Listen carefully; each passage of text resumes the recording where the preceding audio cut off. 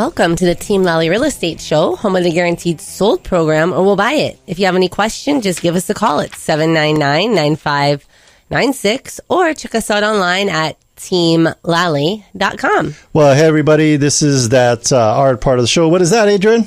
That is Attilio's Random Thoughts. So a couple of things. You can always call us and give us a question you want us to answer online.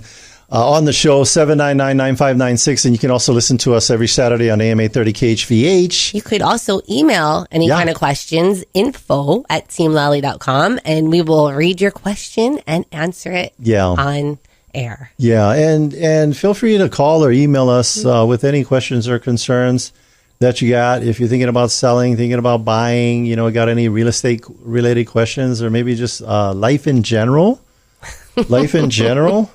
Because what I want to talk about today is a lot of times the best advice that we don't follow, it's our own. Is our own advice, because this is the day and age that we are in, folks. So Tony Robbins talked about it in his book. Gary Keller, founder of Keller Williams, 20th wealthiest guy in the U.S., doesn't have to do this anymore, but he leads this organization to keep pouring into his agents with Keller Williams. And so, by the way, if you're with another brokerage and you want a confidential conversation with Adrienne and myself to see why we're part of KW, just give us a call, 799-9596. And we both have our broker's license. Yeah, we both have our broker's license. We could be independent and running our own game show. Yeah. Well, we decide to do the prices right with... We do the prices right with Keller Williams because there's just it's such a big organization to be plugged in. That's I would say like more of an entrepreneurial business ownership, life worth living, experiences worth having, people you want to be in business with, and no grumpy people allowed. No, we got grumpy people with Keller Williams, but that's not the culture or the mindset.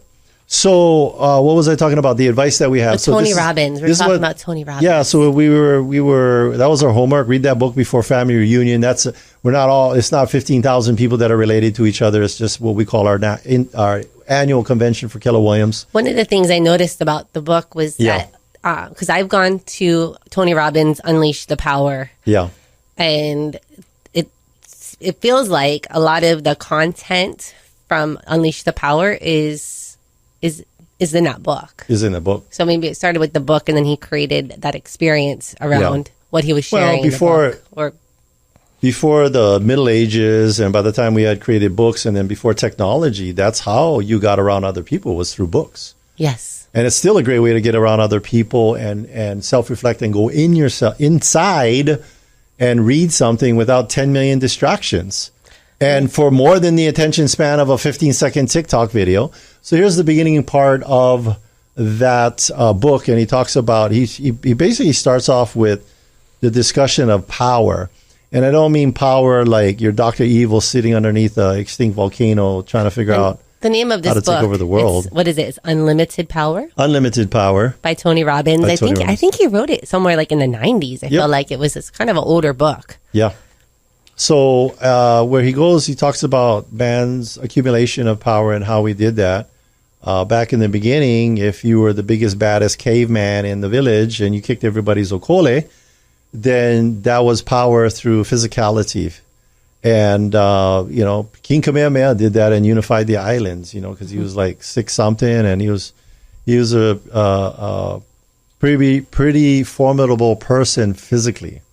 And then after that was, if you were part of the family, you were born into that. Mm-hmm. And so if you were born, a blacksmith, that's probably what you would die as, and you would be multiple generation with that, and you wouldn't necessarily be marrying a prince. And then, so we were born into it, and that's where the alignment of power came. And then from the royalty, French Revolution, all of that good stuff. The commoners, the common people were tired of just hearing the royalty so disconnected with them to go eat cake. Let them eat cake is the quote. And chopped off all their heads, and that was an overthrow of the French Revolution and other revolutions around the world. So that was a power dynamic shift. Next was the industrial age. And so if you were able to accumulate resources, you gain power through the industrial age, and you could come from nothing. and be a lot of these wealthy people that they call them nouveau riche. You know what that means? The new rich. The new rich. Not the old money. Yeah, not old money. The new money. Self-made multimillionaires, and it's still happening today. Yes. But what is the new resources today is not knowledge by itself, because you can Google the answer to pretty much 99.9% of any questions you might have and come across multiple resources telling you what the information or the answer is. And even if you don't want to Google it, you can chat GBT it and not only have an answer, but a summary. So where he's saying the new power is in specialized knowledge. And specialized knowledge means you know a lot about something, and then you're acting upon it and providing a product or service that is desirable by the marketplace. So that's where we're at today. And what is the product or service and the experts' knowledge that we are providing to our customers, our clients? Well, that would be in real estate. Yeah. Real estate, the strategies in building wealth through real estate. And we've talked about this before, as far as like being more of a consultant. Yeah.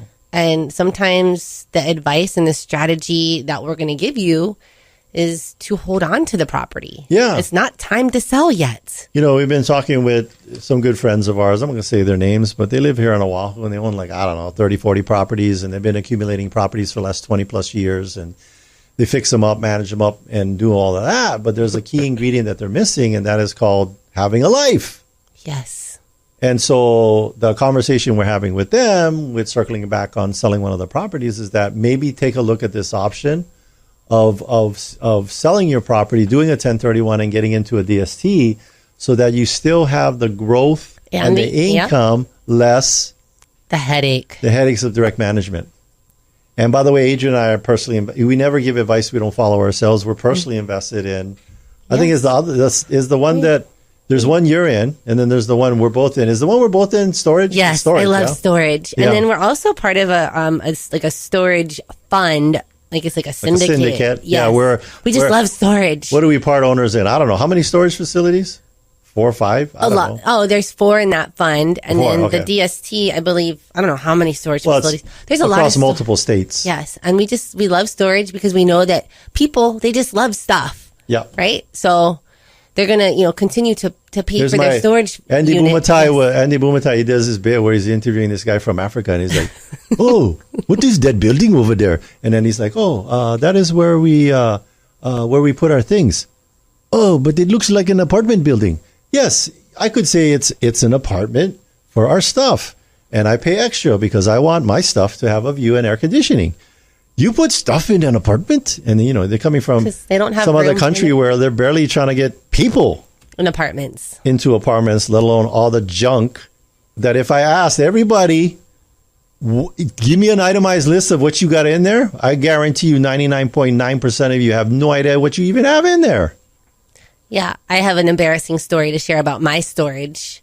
When I joined the Army, since I was single at the time, they only let me ship over like a small amount, and then the rest of it was put in a storage unit. Yeah. And so when I got out of the Army, I had to I had to figure out how to get my stuff because it was in another state. I didn't go back to Florida, and honestly, I didn't really remember what was actually in the storage facility, and so I just let it lapse. And then someone got my stuff probably on an auction. It's the same concept when you go to a restaurant and they give you this massive amount of food and you can't eat it all. And then the lady's like, "Do you want me to bring you a box for that?" And I'm like, "Yes. I wanted to put it in a to-go container so that I can take it home and throw it away later after it all dries out and rots out." And you guys are laughing because all of you do that. And it's the same thing. You might also go up to the front desk person at the storage facility and say, "Oh, what are you going to be storing, or what size unit do you need?" "Well, I need a 10 by 10 so I can store all this stuff that I'm going to forget about and keep paying for to be here for the next 10 years. That would be the honest truth. Now, storage facility people, you're like, "Oh, man, you're getting down on this stuff and nobody's going to want to store their stuff." Nope, we know human nature. We're going to keep storing it. That's why we're invested in it. You know why I know there's always going to be stuff in those storage facilities? Because up and down my neighborhood, and every neighborhood, you're still seeing Amazon boxes showing up on everybody's doorstep every other day. So Thank you to Amazon for front loading what ultimately is going to end up in all your storage facilities. By the way, when you sit down to sell your home with us, we're going to tell you to do a couple of things with the things in your home. Number one, declutter. And what's our general rule of thumb for every room? Reduce it by at least 1/3 in every room. Just go in the room and say 30% of this stuff needs to go, snap your fingers and be gone to create spaciousness and more of an open look. And then stage stuff in the garage. Or sell it, have a garage sale. But before you do that, dump it, donate it, garage sale it, Craigslist. Or your favorite free garage sale. Free garage sale. I did one of those. Literally, I just was like, people would come by and they're like, what, is this some scam or something? Or is this a YouTube video? I'm like, no, you're going to prank me? It's free. You want that? You touch it, you take it. I know. Like, one time you free garage sale my Christmas tree. Yeah. I was not happy about that. I had a portable gas stove. It was stainless steel from Costco. I think I paid like $200 for it. And I gave it to my neighbors. And they're like, you sure? I'm like, yeah, because if I ever want to borrow it, I know where it's at. It's across the street. But it's sitting in your garage, not my garage. So get rid of the stuff. Do this for people who are not selling. You just have the home with the 2-car garage. Do this crazy, wacky thing. What is this crazy, wacky thing? Park your cars inside your garage. Inside your garage. You got $5,000 worth of junk and you're parking your $40,000 vehicle in the driveway. And then some of you got 3 vehicles and then you're parking one sideways and pissing off all your neighbors because it's making the whole neighborhood look ghetto. Yeah, I saw that on the next door posting, actually in my neighborhood. Sorry, if you're parking sideways in the driveway or on your lawn, you need to get rid of a car or do something or whatever. Or park on the street. It is not a good look for the neighborhood. Plenty of street parking. I know. Right now, all the lawn parkers and the sideways parkers are all pissed off because I'm saying this, and they're going to send us some comments on it. And I'm like, hey, it's a reality. I don't know anybody that drives through the neighborhood to buy a home and goes, I noticed a lot of people park sideways in their driveways and on their lawns. I should buy a home in this area. No, nobody's thinking that. They're like, I don't know if I want to buy in this area. So anyway. Well, I'd like to read a review. Okay, let's read that review. From Tranvo. Yeah. Adrienne and Attilio gave one of the best training presentations I've had. It's a pleasure working with them as well. What a great team. Yeah. Back to the vehicles. Here's the facts. We have more registered vehicles than licensed drivers on Oahu. Yes. And what does that mean? And I'm guilty. Yeah. I'm personally guilty. Because we're getting rid of some vehicles. But I will tell you, take a Zen approach to life and just release so much of our attachment to things. I mean, any neighborhood. I can go into any neighborhood unless it's strictly enforced. And I guarantee you people are holding on to things because all I got to do is find a vehicle with the weeds growing underneath the tires. And you know that you're attached to things. Now, if you got like some 1-acre lot and you got a 10-car garage and it's all in there, more power to you. But when it starts being something that's observable by your neighborhood or bringing down the values of the area, then I would say that regardless of how you feel about keeping stuff, maybe you should think about getting rid of it for the goodwill of the neighborhood and the community. And for yourself. And guess what? Yes. You can help people who need kidneys by donating your vehicle to Kidneys for Cars. I donated 2 of them. You literally do the paperwork and they come and get it. I think Habilitat also is doing that same program. Yeah. But I thought it was awesome. Mm-hmm. I got paperwork for the write-off and they're just like, you know what? I took it into service and they're like, oh man, going to cost $3,000 to fix the transmission. I'm like, this car is only worth $2,500. Kidneys for Cars. Mm-hmm. And I got a tax write-off and they got something great to help people out there who need a kidney. By the way, we learned about the kidney program at Family Reunion. What did we learn about this thing where that agent indirectly made a donation? Yeah, and this was a wonderful story. Yeah. That a KW associate had heard that there was another KW person that was in another state, another office. Yeah. That had been on dialysis and was on the list for a kidney. So, he did not know her, but he just felt called and compelled to donate his kidney to her. And then what did he find out? Well, they weren't a match. Yep. But what he could do was donate his kidney to someone that he was a match to. And what that would do would bump her up on the list, the priority list, and would guarantee her to get that kidney soon. So if you're not a match, you can donate a kidney and still help that person in need. And that person was bumped up the list, and she did get a kidney. Yes, and she's doing fine and well. And today. they met, and it was a wonderful story and experience for everyone involved. But think about it: if you're thinking of doing that, and you're thinking, I'm not going. Like my auntie or my kids or a significant other needs a kidney donation, that is the other way that you can do it, is donate the kidney to the program. And then I don't know what there was a specific term they had for it, but you understand the concept. And I'm sure if you go onto any, nonprofit organization or national organization and just Google it, they'll take you to that and explain to it, and then you go through the process. And he was smart because he didn't go out there and tell anybody or say anything you were doing it, because it's they don't just like, oh, you want to donate your kidney? All right, we'll see you tomorrow at 10 o'clock. No, there's like a whole process that you got to go through to make sure that you are eligible. You're healthy. Yes. You're eligible. Your kidney's in good shape. They don't want to kill you taking your kidney out, and then you're in worse shape. So there's a whole process that you go through. But it was very, very inspirational story.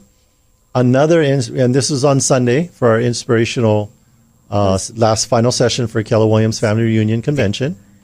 Thursday morning, inspirational breakfast. Yep. It's always the last day. Last day. Yes. There was another one where a group of agents in a city created a multi-room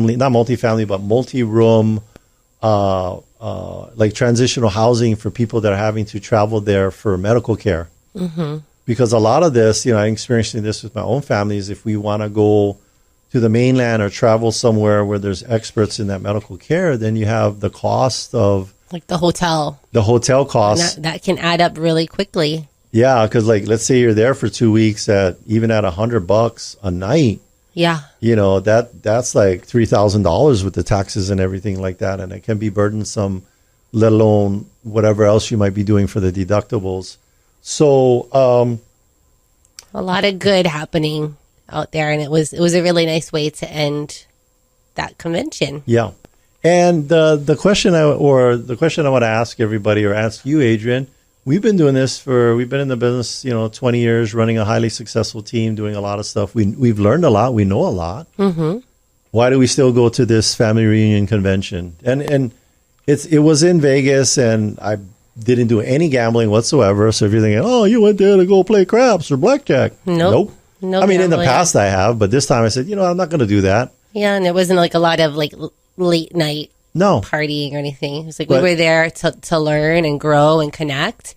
And I think just more so to be reminded. Yeah. There was a lot of things that, it was like, oh, we used to do that. Why did we stop doing that? We should start doing that again. And networking with agents all from not only all across the United States, but all around the world. They had agents from China, from Argentina. I saw some Romanians. Yes. 10-hour time difference for those guys. From all over the world. So listen up, folks. If you're an agent, realtors, agents. You're like, what? Is he saying something to me? Yes, we're saying something to you. If you are somewhere where you feel that, I've hit the ceiling on this as far as awareness, knowledge, just what else can I plug into? What else can I learn? I would tell you, give us a call for confidential conversation, 799-9596. You're going to speak directly with Adrienne and myself. And let's start planning this now. If you are an agent of some volume, what is it, 5-10 million? For the trip. I think it's 5 million. Ticket. 5 million. If you have 5 million in production, we will pay for your ticket to family reunion. I think it was what, $800? And or I think Mega Camp, which is coming up in August. That one is in Austin, Texas. Yeah. And actually, that's where we had started our journey. We had started at the Mega Camp like way back in over 10 years ago was when we joined. And that was we went and we explored and learned a little bit. Yeah, we went there as RE/MAX agents. That's right. And we were invited to be in a room just with Gary Keller and the rest of the agents that were there. And here we are, how many years later? 10 years. 10 years later. And so here's what I would tell you. If 5 million or more in production and you're thinking like, I just want to check it out because you don't know what you don't know. By the way, who were the two guest speakers at this last Keller Williams convention? Well, Tony Robbins, was the keynote. Yeah, he started us out. And then Mel Robbins, she wrapped us up. Not related to Tony Robbins, but she's the one that came up with the 5-4-3-2-1. She's got her own talk show podcast, super successful. Fun fact. Yeah. My mom's maiden name, Robbins. Oh, Robbins. And that was my middle name. Okay. Adrienne Robbins Weatherly. Okay. But I'm not related to either one of those not Robbins. Not related to any of them. And then, no. Yeah, so they were the keynote speakers, and I tell you, it was such a compelling things and a lot of life. You know, you look at Mel Robbins. I mean, she was like 8 months staying in her bed, couldn't get out of bed, super depressed, ready to go off the deep end.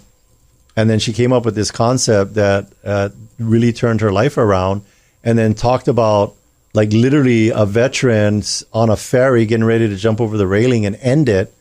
And then the guy just does this 5-4-3-2-1 and becomes an inspirational story, as well as hundreds of people who have heard this concept. That's what we got to plug into at this Keller Williams convention. Okay, so we are going to take a break, but stay with us. When we come back, we'll be talking with Aaron Burks from the Burks team in Tyler, Texas. We're going to discuss what is a cost segregation study and who can benefit from it. Stay with us. Did you know that Team Lally has a radio show on our sister station, AM 690, FM 94.3, The Answer? Well, it's a good thing Mark was tuned in that day. He had inherited a unit in Y&I and was curious about selling. Of course, he called my friends Adrienne Lally and Attilio Leonardi of Team Lally Real Estate Group of Keller Williams, Honolulu, to come take a look. After seeing the unit, Adrienne and Attilio got to work giving Mark some pre-sale advice.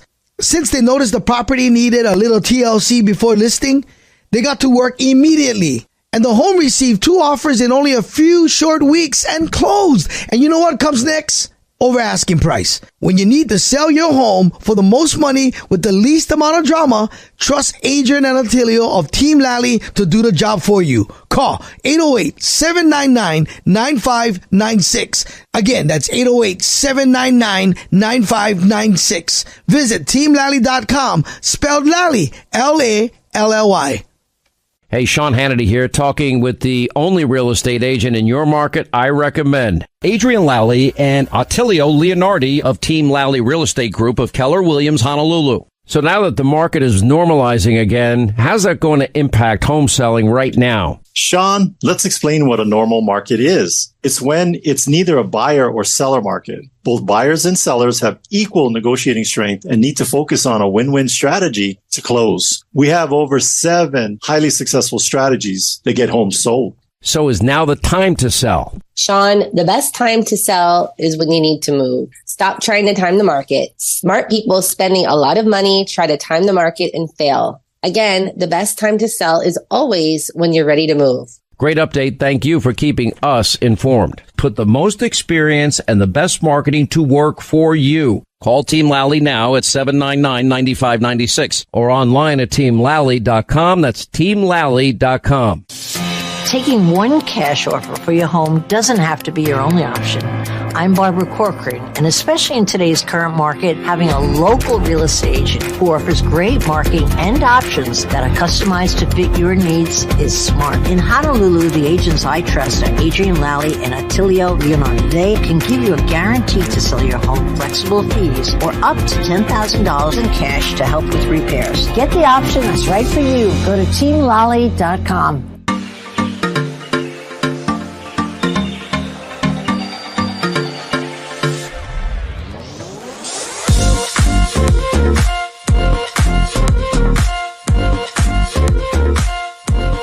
Welcome back, and thanks for listening to the Team Lally Real Estate Show, home of the Guaranteed Sold program, or we'll buy it. I'm Adrienne. And I'm Attilio. And if you have any questions, just give us a call at 799-9596 or check us out online at teamlally.com. Our guest today excels not only in the field of real estate, but also in the world of finance and taxation.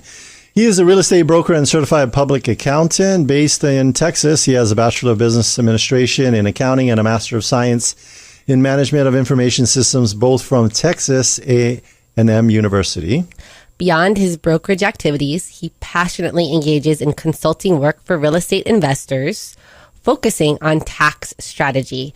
Through his CPA firm, Burks CPA PLLC, he specializes in preparing cost segregation studies, offering his clients a unique blend of real estate insight and tax optimization strategies. Please welcome today's guest, Aaron Burks. He also enjoys a nice glass of red wine, long walks on the beach in the moonlight, and writing poetry.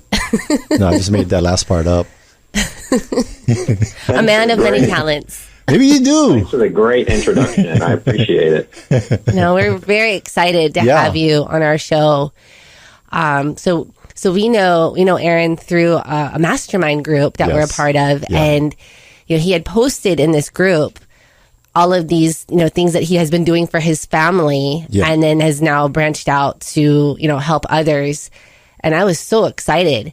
I was like, oh my gosh, like we need to learn more about this. We need to use it. We have to spread the word to our clients, to our team, and just welcome to the show. Yeah, if you're an investor of real estate, this information literally could change your life forever. Yes, sure. Especially with the kind of taxes. That we are faced here in Hawaii. Like, this is a wonderful strategy. So our listeners, Aaron, they're like, tell us already. So what is it that we want to talk to you about today? To get me on the show and talk to your team, which I appreciate the invite. Thanks for having me, and thanks for the great intro.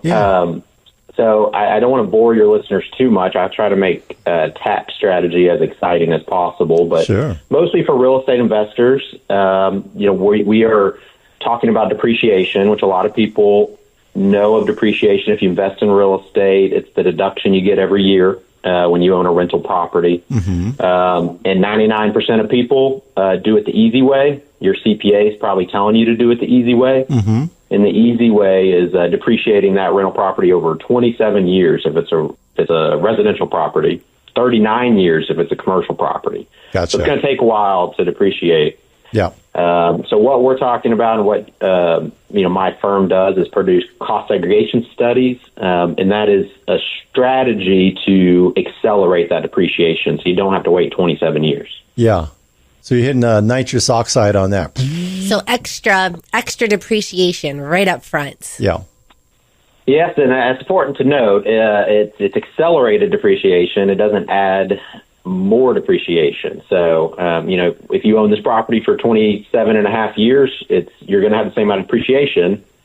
But the quicker you can get it, the faster you can get to deductions. You always want to accelerate deductions. In effect, it's an interest-free loan from the government, which is always great. So getting it early in the process and hopefully reinvesting those savings into maybe new properties or other investments. You do it into the new properties, and then you do it again. You just keep rinsing and repeating. What we wanted to do was have you on the show to speak to the investor we want them to add, everybody knows about the 1031, but we wanted to add this additional strategy of accelerated cost segregation to the conversation, because that's when you have the conversation with them, right? In the beginning, when we're looking at the new property?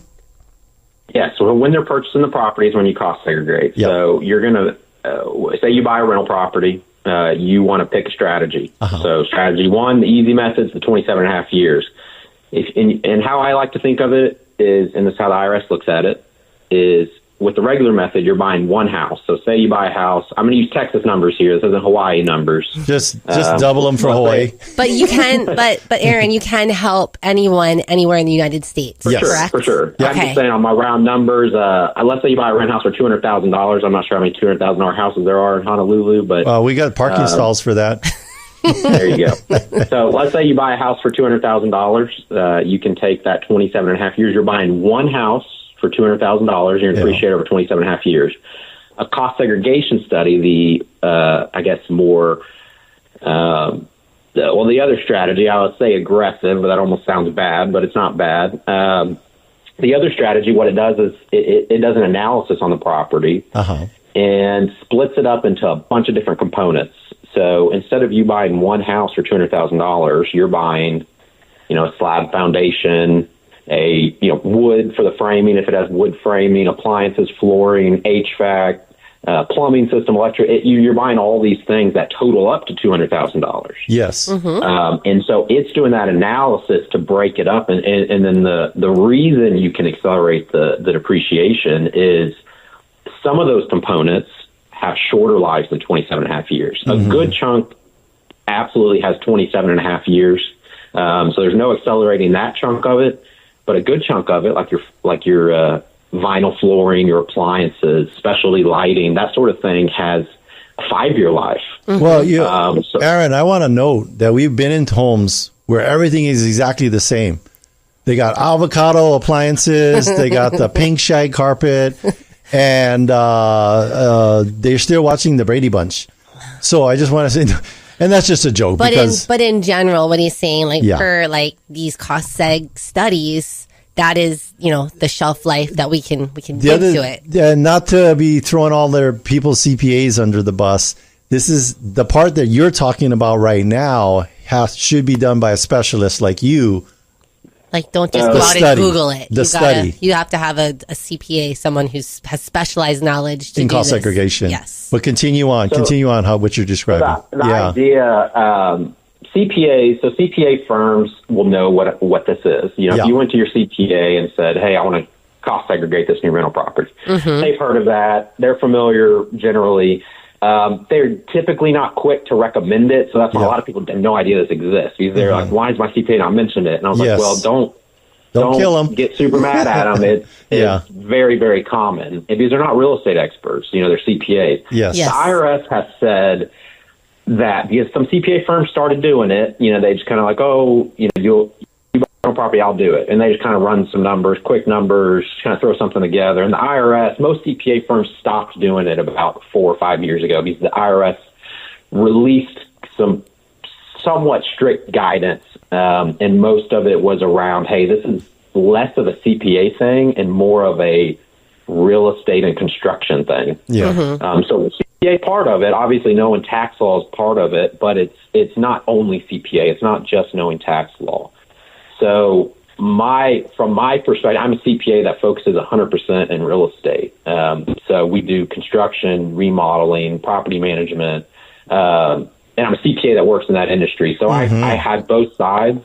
And then, so that's why Aaron, I focus on producing these reports. And you personally practice this cost segregation as part of your guys' strategy. Your family's real estate portfolio. How many investment properties does your family own? So we're at probably as of now 150 units. Wow. Owned, and then I think last year we probably 12 to 15 that were kept. We do an instant offer program. I'm not sure if y'all do something similar, but we flip, some we buy, so it's kind of tough to keep track of. But we cost segregate them all. Nice. I want our listeners to know that you are practicing what you preach, and this is something that you guys have been doing for years. You didn't sleep at a Holiday Inn last night and get up this morning and we're like, I think I'm going to do some cost segregation. No, this is something you've been doing personally. Trying to, and that's the thing with this. Yeah. If you Google cost segregation, you are going to find some websites that you spend money and they spit out some computer-generated report. Yeah.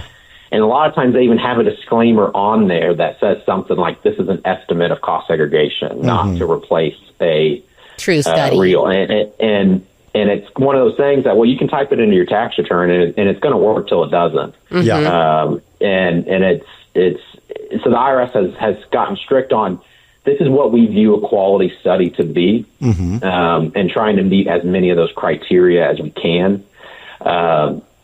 And really, that's the way it works. You get the study done, you give it to your CPA, the CPA types it in your tax return. You don't send it to IRS, you don't send it anywhere.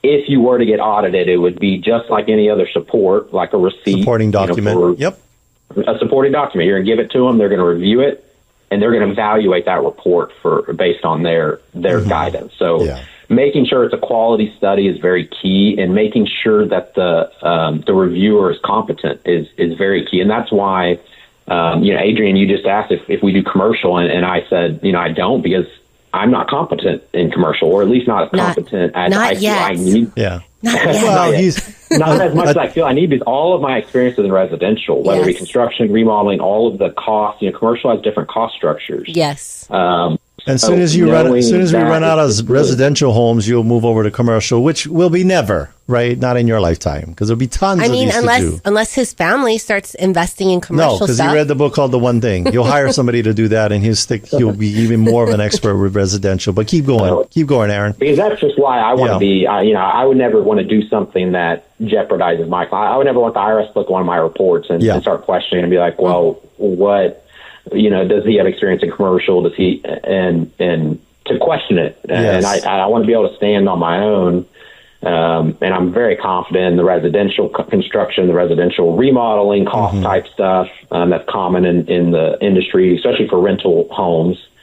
So that's kind of the reasoning. But that's a big part of the IRS guidance is competency of the, making sure the person doing it is knowledgeable enough to where they're confident that the numbers are reasonable. Mm-hmm. So, Aaron, the investors that we're speaking to, like that, or that we're like targeting, that need to listen, is anyone who bought an investment property in 2023 and maybe even potentially 2022 if they're willing to amend those returns. Is that as far back as we can go? So you can go back further, and a lot of people ask that, can I go back further? It's complicated. So if I think we'll give out my contact information. If someone has any questions, feel free to go through that. If your CPA can do it, there is a method. It's a form that most CPAs probably haven't filled out very much because it's pretty rare. But there is an avenue to do it. Going back 1 year, as long as you haven't filed the new year. So you mentioned 2022. If you have not filed your 2023 taxes, it would be very easy to amend your 2022. Okay. But once you file a subsequent year, it becomes a little more complicated because now you got multiple years to deal with. But got it. So anything 2022, 2023, and the big winners in this, and I don't think we have time to go into all the different IRS things, but. It's only going to be able to offset, because what this does, the effective end of this is for these properties you're buying, since you're accelerating all this depreciation, you're going to take a really big loss on that property you bought in year one. Because you're not going to have much income. Maybe you bought it in September and rented it out for 4 months. So you have a few rental months, but then you're going to take this huge loss or a huge deduction. Yes. So you're going to have a big negative. So it's important. The IRS has a lot of rules around passive losses. And so the people that will benefit the most and get the tax savings immediately are people with other passive income that they can offset. Because if you don't have any passive income that you can offset, the IRS has restrictions on if you can use that loss to offset your active income. And the IRS, by active income, they're meaning like your day-to-day stuff. Like if you're a W-2 stuff. If you're a doctor, your W-2 income. They don't let you cross over that. So there's two kinds of people. The first, real estate professionals can offset their active income. I call that the Donald Trump tax return. So, Donald Trump, everyone gave him a hard time about his taxes. This is what he did. He was just doing it on skyscrapers instead of single-family houses, but you can do it on a single-family house. Yeah. So he's taken these big losses. Well, since he's a real estate professional, he can offset all of his income with it. That's why he pays no taxes in a lot of those tax returns he released. Yes. Not everybody can do that. So the second group of people that really benefit are people with other passive income, not stocks. We're talking about really other rentals. And you could even go into other passive income type rental, like an oil and gas partnership. Might not be big in Hawaii. It's big in Texas, though. So if someone's got oil and gas, a passive interest, not active interest in oil and gas, but they invest in cattle and they invest in oil and gas and they invest in real estate. So they have a lot of passive income. Well, you can offset that passive income with these big losses. So a person that would really, really be a perfect candidate is someone that has other rentals that maybe they've owned for several years. Yes. Because a lot of times those other rentals that you've owned for several years, they're posting big gains. Maybe someone's got 5 houses making $5,000 a year on average. So that's $25,000 Well, buying one house and cost segregating, it's going to take a loss that wipes away that $25,000 and potentially more. Or you could not do this and just pay Uncle Sam all the taxes on that passive income. You would pay Uncle Sam the taxes on the passive income, exactly. Yeah. So that would be the alternative that we would want to avoid. And if you do exceed your passive income, and you're I got $30,000 passive income, but I'm going to take this big $50,000 loss. It rolls forward to the future years. So you're going to get the benefit. Carryover. Yeah. So if you don't use it all, carry over. It's not use it or lose it. Exactly. So you just have to make sure that you take care of the future year's income. So it's not goes to loss, but when we're talking the big numbers, year one, kind of a huge tax benefit, you just want to make sure you can actually realize it. And then the third category, I'll say this, and I don't even think I said this on y'all's team meeting that I presented to, but short-term rentals. So short-term rentals, and I'm not sure if Hawaii is big with that or how much y'all regulate over there, but we got a few. There's quite a few short-term rentals scattered throughout the islands. Yeah. Well, short-term rentals, if you meet IRS guidelines on what is a short-term rental, those are not passive income. They're active. They're not considered like a rental property. They're considered a business as short-term. So it's almost like you own a hotel, not a rental property in the traditional sense. Yes. So those you can offset W-2 income in year one because it's considered an active business. So now just make sure with your CPA, because again, I don't prepare the taxes. I don't give specific tax advice on like someone's specific return. Yeah. Because I'm just doing the cost segregation report. So I just want to make sure you don't get my report. They give it to their CPA and type it in and nothing changes because they don't meet the criteria. So, it depends on if you have a management company for your short-term rental and a lot of different tests. But ask your CPA if you qualify and if a cost segregation study would benefit you. But short-term rentals, if you self-manage and make sure you spend the amount of time that the IRS requires, you could use that to offset your day-to-day income. So Aaron, why don't a lot of investors follow this strategy? What's been your experience when you come across new clients? And the CPA is not mentioning it, right? Well, CPAs aren't mentioning it. Real estate agents aren't mentioning it. Because they don't know. It's kind of like realtors are very quick to say, don't give tax advice, don't talk about it. I was like, well, you can talk about it generally. Yeah. But one, real estate people don't know about it, and CPAs don't bring it up. And it's relatively new. It's been around forever for the Donald Trumps of the world. Yes. It's been around forever for commercial new developments. Trump's tax law in 2017 is what expanded it to non-new construction properties, like new to you, but not new construction, just buying a rent house from someone else. Yeah. So that was just 2017 that it expanded into it. So it's still relatively new. And his tax law essentially brought it to the everyday investor. This is, not just for, the commercial, new construction, commercial developments, which are typically kind of your real financial guys are handling that. So they've heard of it. And so it's their kind of secret. But this is for, people, if you're a real estate investor that's buying single family or duplexes or any real property, and you've got a couple of them, like I mentioned earlier, it's for people that have multiple rentals benefit the most. Yeah. Because they can wipe away all their other income. Yeah. So Aaron, with all this savings, this sounds like this cost segregation study would be very expensive. And, let's speak to that. Like, how attainable is this for, your typical real estate investor? To do this report. So for a single family home, I charge $695. Wow. There you go. And a lot of it gets, and I don't do it based on how much it costs. I do have some reasonable caps on, I'm probably not going to do like a $3 million house, but your kind of more traditional rentals, homes, that's my price. Multifamily, like small multifamily has a little bit higher, but still very reasonable. Yes. I don't base my compensation on tax savings. That's another thing the IRS looks at. Yes. On a quality study, well, it's like, are you basically working on contingency? Because then it encourages the person that's making the report to fluff the numbers as much as possible. Yes. So I don't do that, but I'm trying to get it as accurate as possible. Make sure my compensation's not tied to specific, and then that's why CPA is not supposed to do that in general. Your CPA, if your CPA is charging based on how big of a refund that you're getting, they're breaking some IRS guidelines for sure. But try to be very reasonable.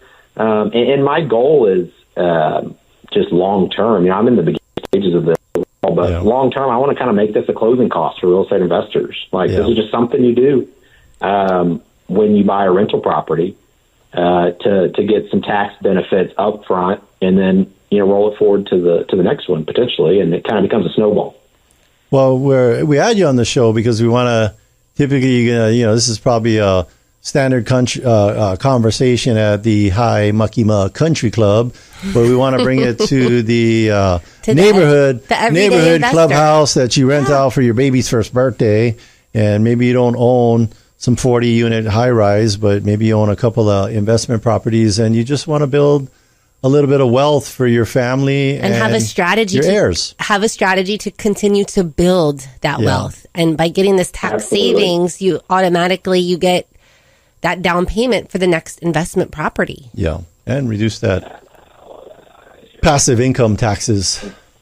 On you get this big tax benefit. Well, a lot of times, if you're leveraging when you purchase, meaning you get in a loan, a lot of times the tax benefits, if you can realize 100% of the deductions, a lot of times it's a good chunk of the down payment that you just put down on the property. Yes. So, it might not be all of it, but if instead of say you're putting 20% down on the property, well, if you can get 8 to 10% back as part of the strategy, that you just put half down, half as much as you were planning, and it gets you halfway to the next one. Yes. And that's what we're talking about when you mentioned snowballing.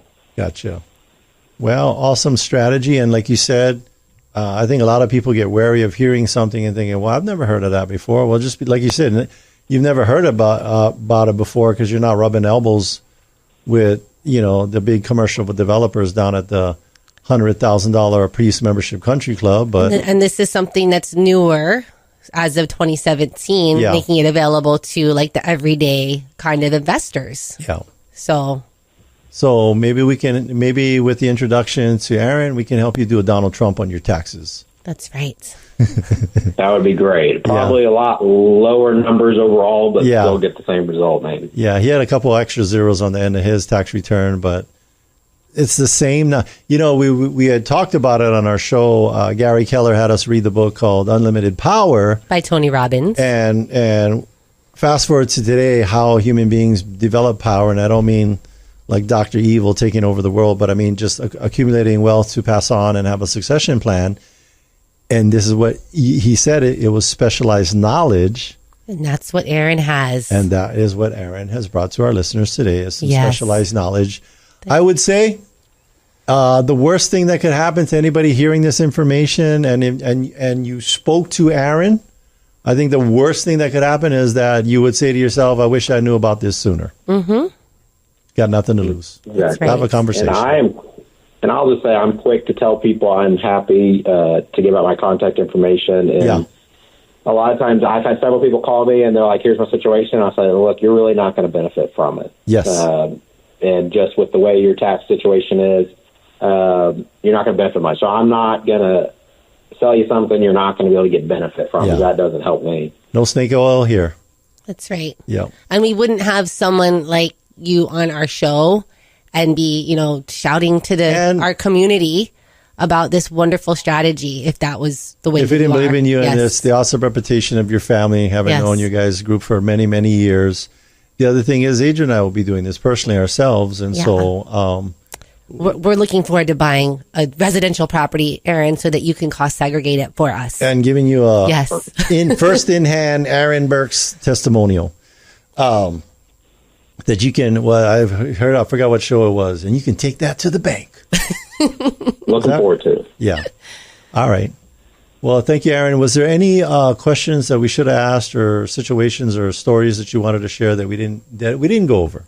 Maybe a success story. Yeah. Could you share an example of a success story before we let you go? Yeah. So the last report, I don't have the numbers in front of me. The last group of reports I did was for a client with 3 properties, and the big thing that really helped him was what we talked about a little bit earlier about amending his 2022 tax return. Nice. Because what he said was like, oh man, I bought 2 properties last year, and I mentioned cost segregation to my CPA, and he didn't know anyone that did it, so we didn't do it. Yeah. And I was like, I would ask him if he can amend. It's not a big deal. And he talked to his CPA, and CPA was like, yes, definitely, we will amend. We will. And his CPA didn't charge him. I'm not sure if most, but he's like, we'll do it. No big deal. Like, if you have cost segregation, it's definitely a good idea. So that was just a slam dunk for him, because it's when you file that amended tax return, you get a refund on the tax return you filed last year. Yeah. So it's just great. He had 2 properties, and not big properties either. I mean, these were multifamily properties and not like really high end or anything. I think they're in the 200,000.